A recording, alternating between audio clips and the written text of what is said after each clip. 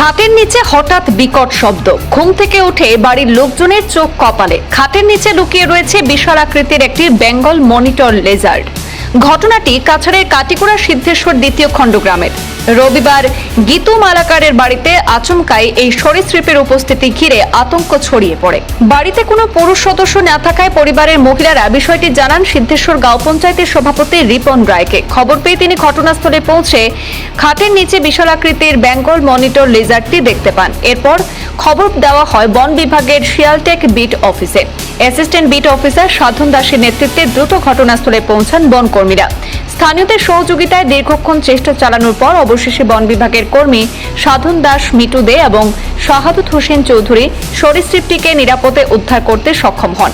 জনবসতিপূর্ণ এলাকা থেকে দ্রুত সরীসৃপটিকে উদ্ধার করে নিয়ে যাওয়ায় বন বিভাগের কর্মীদের ধন্যবাদ জানান স্থানীয়রা। তবে এই ঘটনায় সবচেয়ে বেশি কৌতূহল তৈরি হয়েছে অন্য একটি কারণ মাত্র 23 দিনের মাথায় একই এলাকায় ফের উদ্ধার হয়েছে বিশাল আকৃতির বেঙ্গল মনিটর লিজার্ড।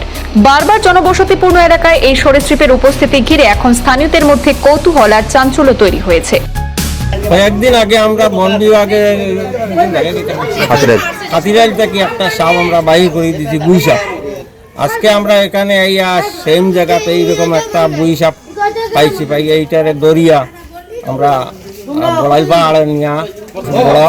পাহাড়ে নিয়ে এইটা নিয়ে সারা হইব। সিদ্ধেশ্বর জিপির গীতু মালাকারের বাসভবনে একটি গুই সাপ সকালবেলা ওনার পুত্রবধূ দেখতে পান। তারপরে আমাকে জানান, আমি সঙ্গে সঙ্গে আমাদের কাটিগড়া বিট অফিসার সাদেক আহমেদ চৌধুরী মহাশয়ের সঙ্গে যোগাযোগ করি।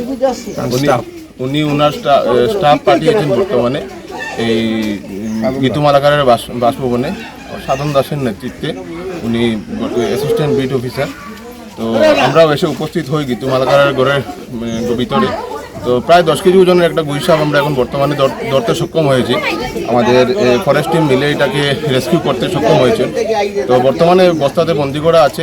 আমি ধন্যবাদ জানাচ্ছি ফরেস্ট অফিসার মহাশয়কে যে উনি তৎক্ষণাৎ ফোনে সাড়া দিয়ে আমরা এই গুই সাপকে ধরতে সক্ষম হয়েছি। আমরা যেভাবে সিস্টেম, গভর্নমেন্ট সিস্টেম